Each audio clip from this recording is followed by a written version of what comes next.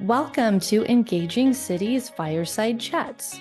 On each episode of the show, I talk to leaders who are paving the way in civic engagement in order to inspire listeners and share strategies that you can implement in your own community. This podcast is proudly supported by our sponsor, Conveo, the engagement platform for plans and policies. Check them out at konveo.com. I'm your host, Kelly Hickler, the Community Manager with Engaging Cities, as well as the founder of Cinovation Studio, which is dedicated to innovative civic education and engagement. Today's episode is special. Not that every episode isn't special, but today I have my first multi-guest episode with the city of San Jose.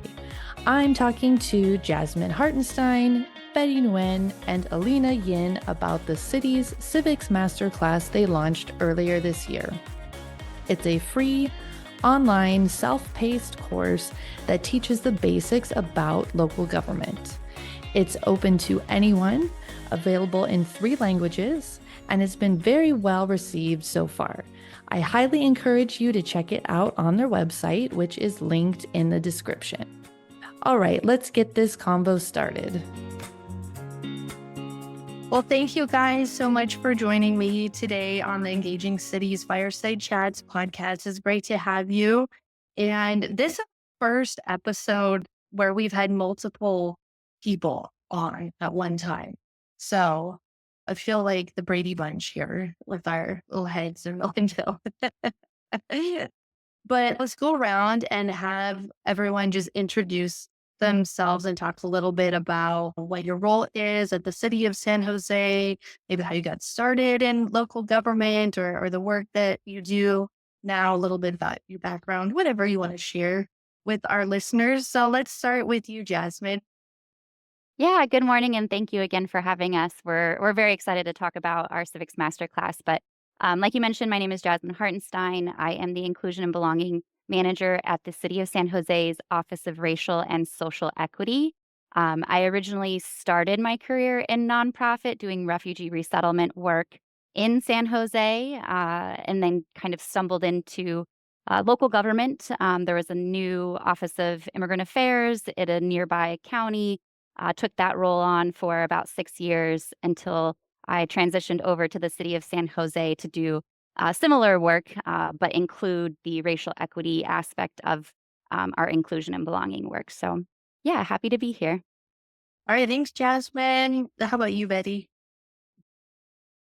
Hello, my name is Betty Nguyen, and I am the Senior Executive Analyst with the City of San Jose's Office of Racial and Social Equity.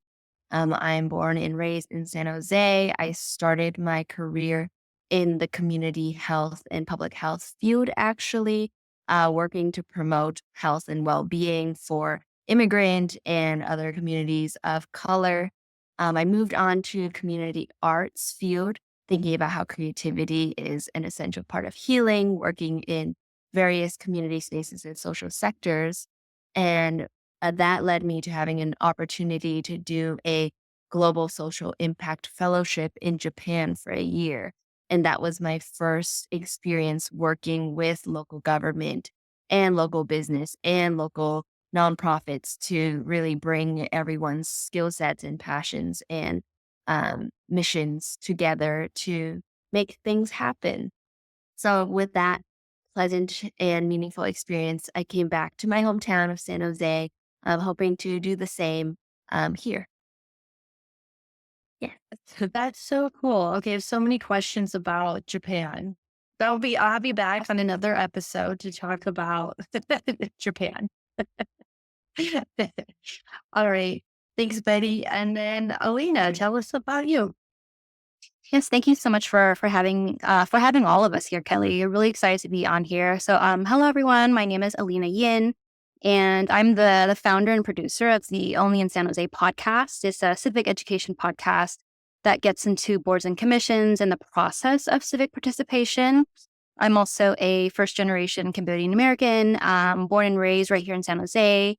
So I've never worked in local government agencies, but I started work with local government agencies through the public-private partnerships, starting back in 2008 in water and wastewater treatment. And I was and am still a big environmentalist, and I love all things water. So from there, I moved into architecture, and that firm did a lot of master plans and urban plans and municipal buildings, libraries, schools.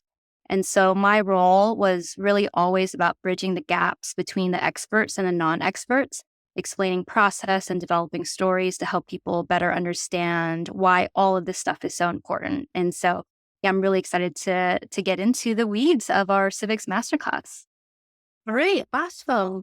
Well, maybe let's start with just a little overview of some information about San Jose for people who are not familiar with the city. Where it, I mean, hopefully people know where it is, but maybe not everyone knows where it is, and just kind of the demographics and Yeah, so the city of San Jose lies in the South Bay of California, near San Francisco is usually the North Star where everyone knows where that is. So if you know where San Francisco is, we're just 45 minutes south from San Francisco. I think we are the 13th largest city in the country with the new census data that came out. So roughly a million residents. Of those residents, we have over 400,000 that are foreign born. So a huge percentage of our population are immigrant residents, and those immigrant residents are refugees, asylees, naturalized citizens, undocumented residents. And so we have like a really good makeup of, diverse communities that have called San Jose home. And as you'll notice in our civics masterclass later on, we have that in three languages because we do have a huge percentage of the population. I think it's about 60% of residents in San Jose speak another language other than English at home, with our top languages being Spanish, Vietnamese, followed by Chinese and Tagalog. So yeah, that's just a brief snippet of San Jose. So check us out if you want more information on that. okay, cool. Thanks, Jasmine. I think that helps just give some context to when we're talking about the master class. So, like, who is in the city taking this class? So then, I think maybe this is a good question for Ellina to start talking about the origin of the civics masterclass. How did this come to be? Or should we start talking about what it is first? Maybe we should say, what is this thing first? And then we can talk about how it got started. Yeah. So the Civics Masterclass is a five-part course, and it's all online. And it covers like Government 101, parliamentary procedures, and the California Brown Act, and other public records laws. And then there's policy, research and writing, and storytelling. And basically, that structure was developed through community discussions. And it's pretty much what I feel that you would need to walk into any public meeting and begin to navigate the process. And so it's just bare fundamentals. And so on my end, this journey started in 2019 when I noticed an overall lack in civic education around the power and importance of local boards and commissions. And so this first led to the podcast, the Only in San Jose podcast. And then from there, former Office of Racial Equity person that was working there and kind of leading the opening of the Racial Equity Office. That's now the Office of Racial and Social Equity. So this is back in 2020. And he reached out to me via my website and, actually found a few episodes and was using it to help him start his new job at the city of San Jose and kind of really understand the demographics and the history. And from there, we started talking about what does it look like to create this class and have it be hosted and, facilitated by the city. And then the rest is history. And now we're here. That's so cool. So this started, it sounds like it wasn't something, that the mayor came up with or the city council came up with. This really started as a grassroots identifying need. Yes. At the time, we had a lot of development projects happening in the city of San Jose, and I was participating in the planning commission and really with no instructions and never really heard about the planning commission until, probably like 2016.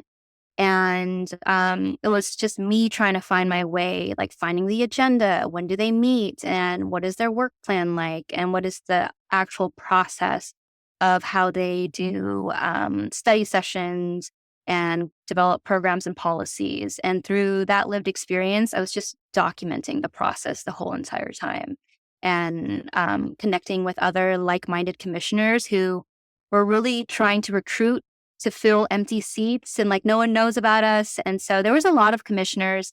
And I think this goes beyond San Jose that feel that this is a great avenue for, democratic participation that not a lot of people know about. Okay. Yeah. Um, do you know of, and when you were in the process of creating this, I'm sure you did a lot of research, and do you know of any other cities that had something similar that you kind of looked to for inspiration, or did you talk to other cities who have done something similar? Yeah, so I researched the top 10 cities because at the time we were at the top 10 of the largest cities. And there was a few county programs that really focused on people who were already appointed or who wanted to serve as commissioners. And I actually found some course examples in Texas, in the city of San Antonio and I believe Houston. But again, it was just for commissioners, and some of it, like you couldn't even access it unless you were an appointed commissioner. And also, none of it was offered in other languages. And also, it didn't really encompass the policy research and writing or the storytelling aspect. It only encompassed like the basic laws and like the finance conflicts and things like that. I see. Okay. So your class, who can take the San Jose Civics Masterclass? Yes, I will answer that question because I was working with Jasmine and Ellina to get this released through San Jose, right?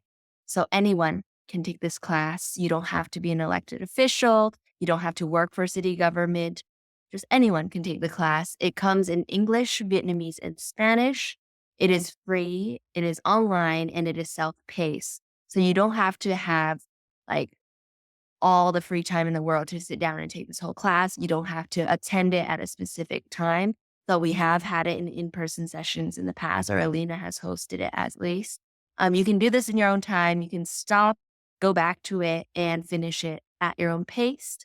There are text options, so you can take the class through reading the curriculum, reading the text, going through looking at images, diagrams, and reading the text, but there is also a video option with audio narration. So people can have it playing in the background as they're cooking or as they're doing other stuff, right? And learning about this important information. They can take anywhere from, we've heard 2 hours for people who are super, locked in and they're watching it from beginning to end with no bathroom breaks and they're just zooming through it. Perhaps even faster if they, there with the video options, there are, you can watch at 1.5 speed, 2 times speed with text, depending on reading speeds, but we've seen it take generally from 2 to 5 hours. With the course in the learning platform, there are a lot of extra supplementary links that people can open up, watch another playlist of videos, or read actual memos and documents, and that can um, change the time that it takes to take the course. In addition to that, there are syllabuses that we have available that point to extra resources. So to summarize, anyone can take this class. We've had people outside of San Jose take this class as well. We've had teachers, students, parents, public servants, artists, anyone. We've had a great variety of individuals take our class. Yeah, And it's free. yeah, that's so cool. I've seen a few cities who have like like some 101 city class, but they're usually in person and you have to be a resident and you have to get accepted into the program. And, it's a small cohort of people who go through it. So this is really unique in that literally anyone can take it and it's free and it's on your own time.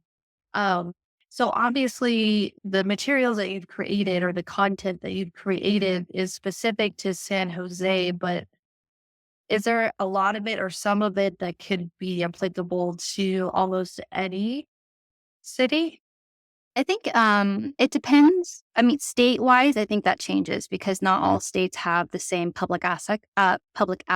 access laws. But I would say the overall structure of understanding how the government works and how the law works, and looking up documents and public records, and then the process of advocating for policies and programs, that's the same across the United States. And overall, I think it kind of shows the structure that change does have its own pace in local government. And the work plan and policy is usually, take a couple months and then there's implementation and then after the fact. And so it does begin to teach that process. And I would say what I've gotten feedback from people who've taken the class both online and in person is that it's also transferable to like the county board of supervisors as well as school boards because most boards and commissions use parliamentary procedures, for example, and that's also used like on a federal level. And so there are some aspects that do cross over. Okay. Yeah, that is so cool. Um, so you said that there used to be an in-person option, or did it started as in-person, or used to be some in-person component? Why the switch? How did that go? And then why the switch to the online?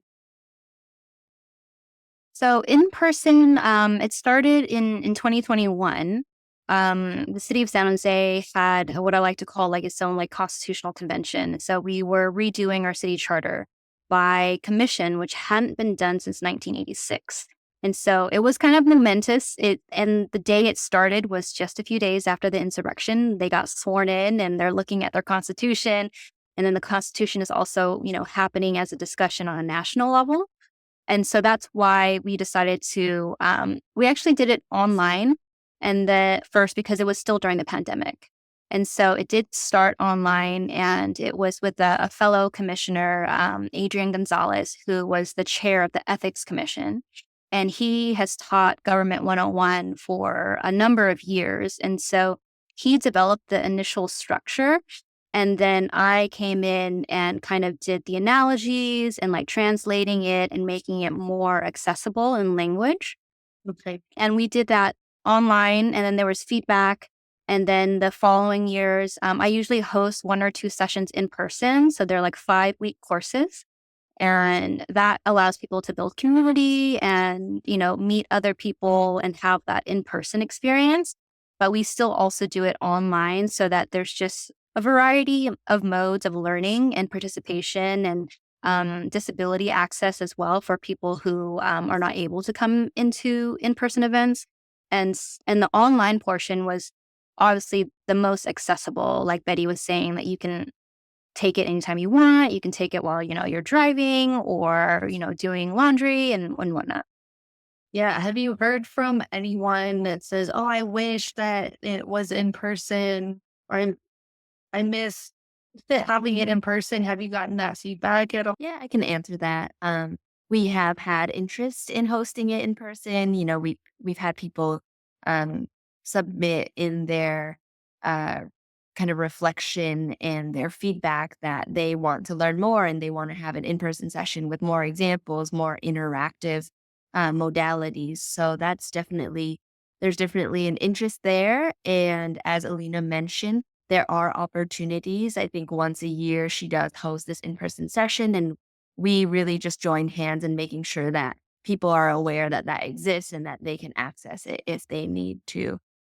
Also, we are always continuing to look for new opportunities to partner with community spaces when there are people, or if there are people who have the capacity to kind of facilitate this course in person. Okay, that's cool. And how long did it take from initial conception of the idea of, hey, let's do this, let's put this together, to launching it online? How long did that process take? All in all, I would say we thought it was going to take a year, but it ended up taking 2 years. And part of that was through the feedback. So every time I taught it in person, I got more and more feedback that I was incorporating into the course. And I participated and kind of wrote the course from a commissioner standpoint. But then during the charter review commissioner, I was just a resident and I was logging in and giving my 2 minutes at a time public comment and going through that process from the public facing. And so then I also wrote the course from that perspective as well. And so really making sure that it was relevant to on the side of residents, just trying to access and navigate this public process. And obviously, as a commissioner, you're given some guides and resources, but as a resident, historically, you're not really given much. And this is true of most big cities. And like I was sharing that there was the research that I was looking at big cities, and there were like I looked at the top 3 large cities. I won't name them, but it was hard to just find information on when their commissions met and how to access like the videos. And like San Jose has the best website in terms of like it's very organized. There's a place you can go where you can download the MP3 of the commission meeting and listen to it in audio, or you can watch on YouTube. And so that really helped us in making sure that it was relevant. And then in the beginning, it was only going to be in English with a move towards Spanish and Vietnamese later. But then as we were halfway through the project, we're like, no, let's just do it all now at once. And so I worked with local community members. And we went through the course and we were going through the stories and analogies. And for example, I had one example where I was teaching about the Brown Act, and we were using like a solar system council member, so like council member Saturn. So I was like picking analogies that I feel like most people would have some knowledge of. But then when we got to Vietnamese, it didn't translate. It was like a completely different concept.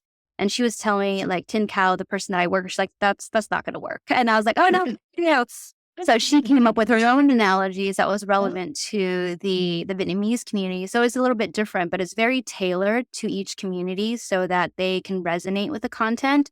And so obviously that took a lot longer, but it was definitely something that I think the whole entire team felt was very much worth it. Wow, that's really impressive that you custom tailored the content for each language. It wasn't like, oh, you just hired a translator and translated it verbatim. That is so impressive that even the analogies change. So what do you know what's the analogy that they used in Vietnamese instead of the Oh, they picked celebrity names. So they picked like really famous Vietnamese celebrities that most people would recognize. And it serves the same purpose. It's like, a body, making decisions. And I also would like to, credit, Jasmine and Betty and Solma for being open to the idea in this slower process. So it was really like a team effort that was embraced, and we all, did it together and supported each other.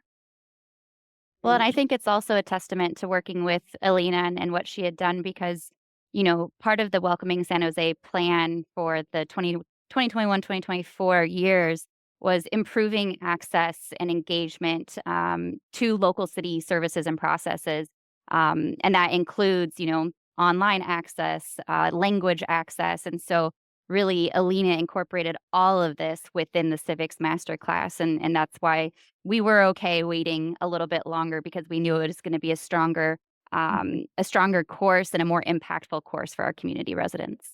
So you told me a little bit about the response that you've gotten to this. Is there any other response that you've heard that you'd like to share that is really exciting or interesting?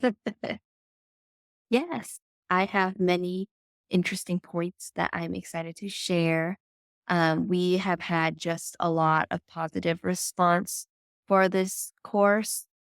For our completion survey, which we encourage people to fill out after finishing the course, we have over a 95% satisfaction rate. So that really speaks to it. But I think on top of that, just the reach of this course is very impressive personally to me. Just since we've launched it in the spring, we've reached over 200 people, or as in 200 people have registered for the course, right? And they come from all walks of life. We can thank the libraries and the community centers for helping with this. They've posted our flyers up on their bulletin boards and they've invited us to speak at a lot of their programs. Some of the participants include like a CEO of a minority owned small business, a community leader and organizer, a professional dancer, a student, a public servant, a writer, a teacher, a neighborhood association president, a nonprofit board member, a librarian, a labor leader, and an LGBTQ activist. So just a wide range of people have been drawn to register and take this course. So I'm very happy to hear that. And I think it's great that this is applicable to so many people in different areas of life. Uh, yeah. And then in terms of, after taking the course, what's the impact, right?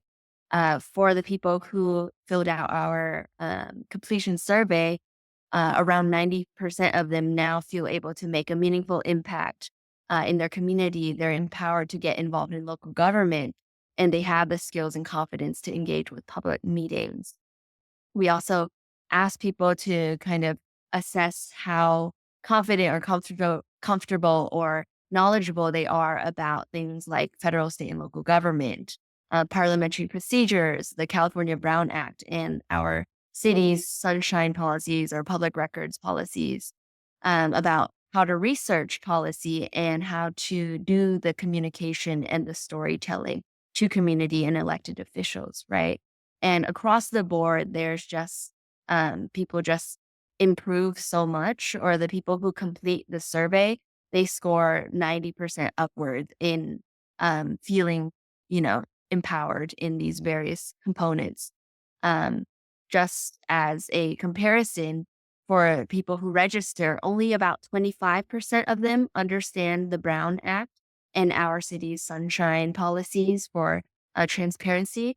As for the completion survey respondents, up to um, for the completion survey respondents, around 90% of them feel that they know about it, they're familiar, and they understand these policies. So that is a great change in knowledge about public records and transparency that empowers people to be civically engaged. Yeah, absolutely. Have you seen anyone, have you been in a public meeting where, I don't know, you've seen, I guess you wouldn't know who took the class, but someone who is an alumni of the class or that has done a shout out like, hey, I've heard about this in the class. Yeah, for sure. I was just at a local cafe the other day, and I ran into a former classmate of mine from high school who's now a US history teacher. And I had shared the course with him, and he's like, I have like these students, they love the course. Like every time they take screenshots, they send it to me. They're like, I finished this, I finished this. So just anecdotally, we hear about, how people find the course meaningful and enjoyable. We've also, been able to be invited to speak at different places, such as your podcast, because of people enjoying and kind of feeling a lot of giving a lot of positive feedback to the course. I just have one quote that I want to share. Someone said, "Oh, I learned so many important things. This was my first time learning and understanding about the Brown Act, the sunshine policies, the meaning behind technical words such as emotion, how to read an agenda, and so on. And I've been a community organizer for over a year." So that's just one person as testimony to what this course has been for them. Wow, that sounds like really rewarding work too for you guys to feel like you're actually having this huge impact on the community. Yeah, I would just want to add to that. We did a soft launch. And so a lot of the people coming to us, they found their own way. Like we did the standard city press channels. And that approach really allowed us to, because we also switched platforms, because at first it was only going to be on YouTube. But then we decided to put it on Articulate. And so we wanted to give some breathing room just in case things came up and we had to fix them. And so the soft launch has been extremely successful. And even before the class, other iterations of the class, I had people become comfortable in the process and the curriculum, and they went on to serve in the Charter Commission and the Redistricting Commission. And so there are people who have taken the course and have gone on to service and have found it really, really helpful. I always like to ask on my podcast guests if there's anything that didn't go as planned. Was there something that you thought, oh, this is going to be awesome, and it was not awesome? Or just some surprise or something that didn't work out as you had hoped, or some obstacle that you had to overcome, maybe something you would do differently next time? Yeah, I can speak on a little bit of this, and I'll also invite my colleagues to share as well. But with an online course, we did that online self-paced so that people can have access whenever they need it, right? But we also have to take into consideration digital literacy. So as we found out, a lot of the people who have taken the course, they might not, be as familiar with the technologies needed, right? They have to be able to navigate to our homepage. They need to be able to launch the course on a separate learning platform. They need to register this and that. So we found that some hopeful participants struggle a bit with navigating kind of the digital landscape of the course. We've learned from this. We try to kind of address this in a few ways, one of which is by working with our libraries. They have like adult tech time program where they work with seniors to introduce various digital learning tools, or like seniors and older adults. So that's one way. We also created a frequently asked questions portion to our main webpage, walking through how to clear your cache, how to update your browser, and what you really need to be able to launch the course. And for those who are more visually learning inclined, we created a video tutorial of how to access and go through and complete the course.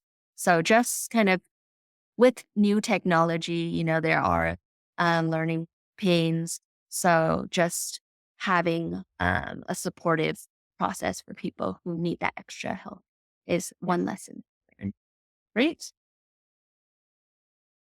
Yeah, and I think Ellina might want to talk about, the content, and like I think we've learned about what people want to see, and which is like more, and which is a great thing. Yes, they're asking for can you give more examples on policies, and they want to understand more about budgets and how to look up documents. So, and they even said it should be longer, which is I was trying to keep it short and concise. No, we want longer classes.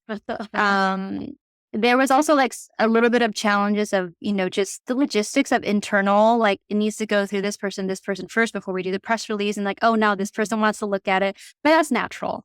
Yeah. And I think that there was also some feedback on analogies. So I try to pick really neutral analogies, but actually there was some feedback on can you give real case studies on things like political history, things that happened in the city of San Jose. And so that was also really nice to hear as well. Okay. Did you have anything else that you wanted to add, Jasmine? No, I think Betty and Ellina basically said the things that didn't go as planned, but I think that makes sense. And, with government, even working inside, it still takes a little bit of time. So you try and push forward, and, you just keep pushing forward, and eventually it'll launch.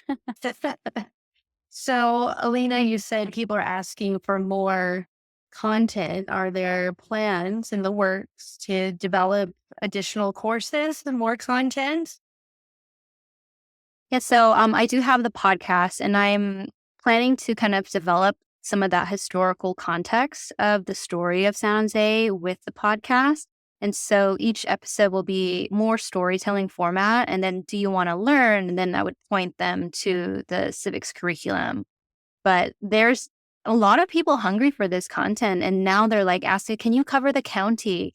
Can you cover like the federal? I was like, I'm not, this is called only in San Jose. But I have young high school students who want me to explain like the Senate Appropriations Committee. And so it's like very specific. And I've actually also seen it in like mainstream media for like the presidential right now. People are like, oh, what happens when there's an open primary, or what is the primary? And so I think overall there's like a desire for civic education on process.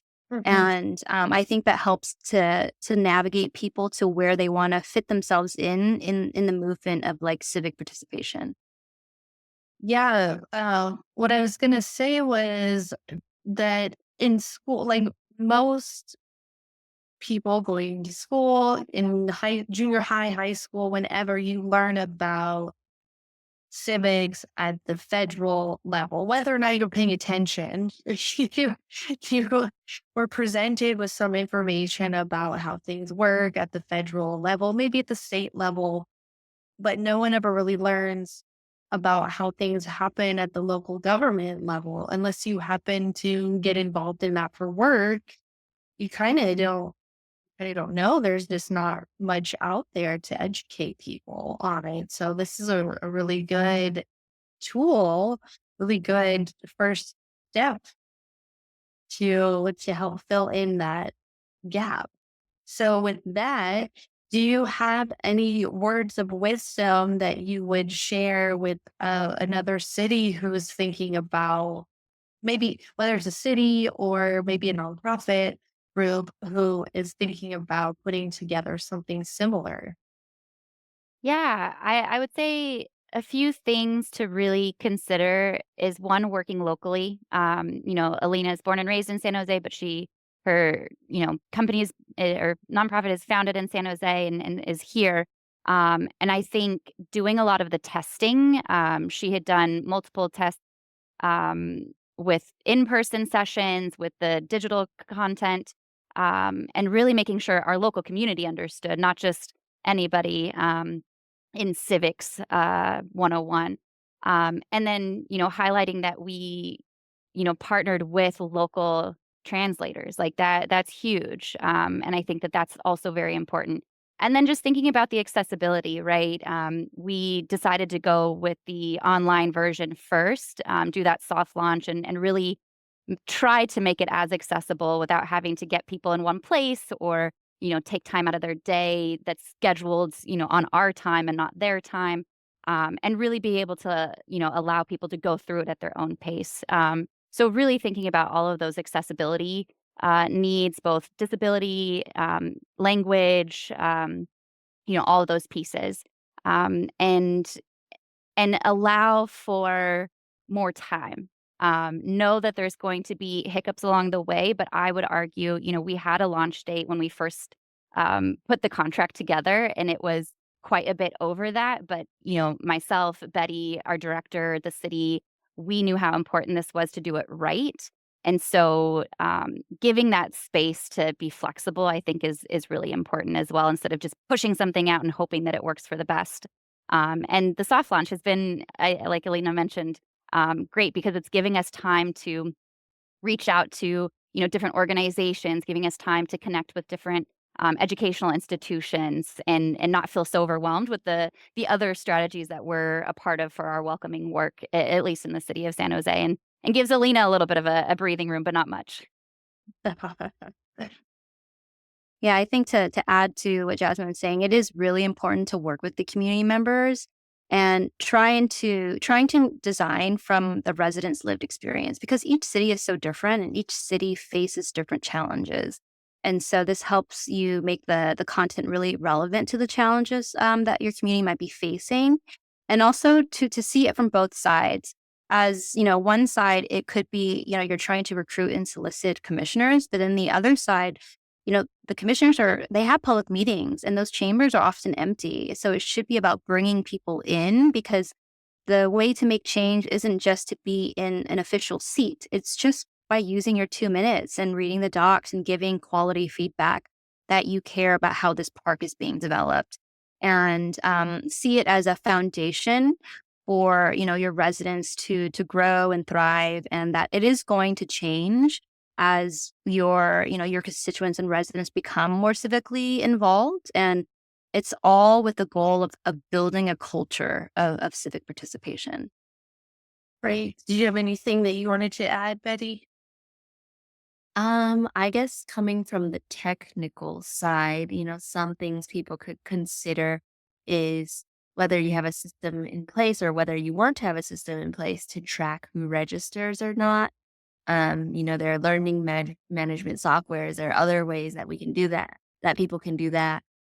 We at San Jose, we give certificates to people that are assigned by our city manager and our director of the Office of Racial and Social Equity. So just thinking about things like that, but also another technical element is with the translations, right? When you're developing something, um, it's necessary to do the due diligence of making sure it's accessible to the languages that you want to make it available in, right? So any piece of communication, any video you make, any small piece of text, to make sure that that is translated across the board, to make sure that, everyone has the similar um, or access to kind of as close as possible the same information. So, yes. Okay, thanks. So it does seem like a fairly heavy lift to put this together. This wasn't something that happened overnight. This took a lot of coordination, a lot of people involved, a lot of resources, and maybe not every city has the same access to resources. So is there anything that you'd be willing to share? Like, if could another city reach out to you? Could they borrow some of your materials, or is there things that you would be willing to share? Yeah. So, in terms of where people can get more information, I would suggest that they take the course itself and just experience that. We've had a few registrants say that, they're developing their own and they want to see how it's done.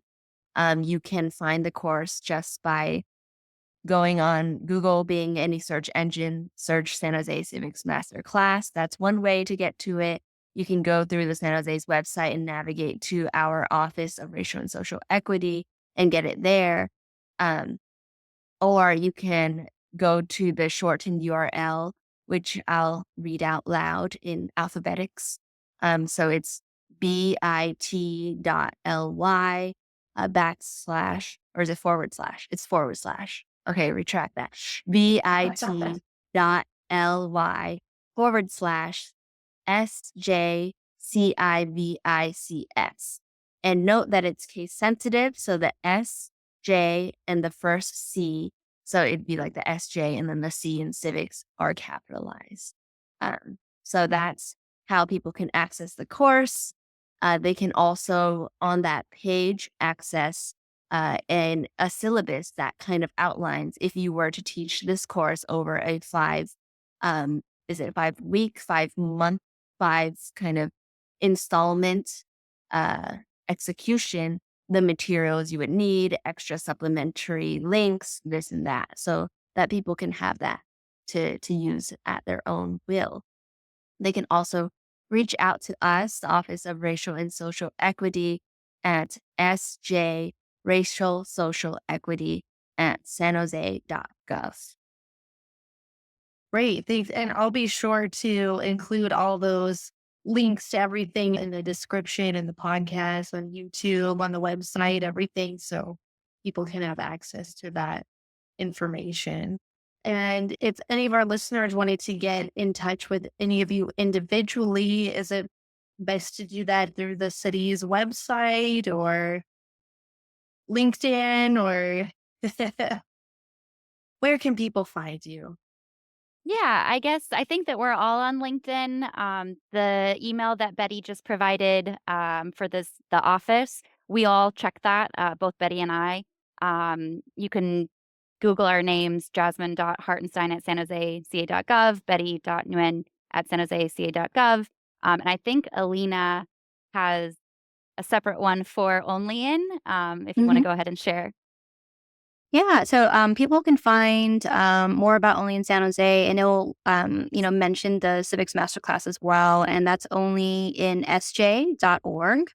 And the handle is also the same for like social media, and so I can be reached through social media, or the website is only in sj.org. And happy to be a resource. And the goal was building a culture is not meant to be just for San Jose. Like, we would like to have other cities. And I think the more people who participate in the process, the better and more healthy a democracy we have. Yeah, absolutely. Well, thank you, ladies, so much for your time and all your wisdom and insights. And congratulations on launching this uber successful course. And I'm excited to see what comes next out of this. Thank you. Yeah, Thank you for thank you for having us, having Kelly. us. All right. As always, thank you, listeners, for tuning in. And thanks again to our generous sponsor, Conveo. Head on over to engagingcities.org, where you can find additional episodes and other helpful resources related to community engagement. We'll see you guys next time. Bye.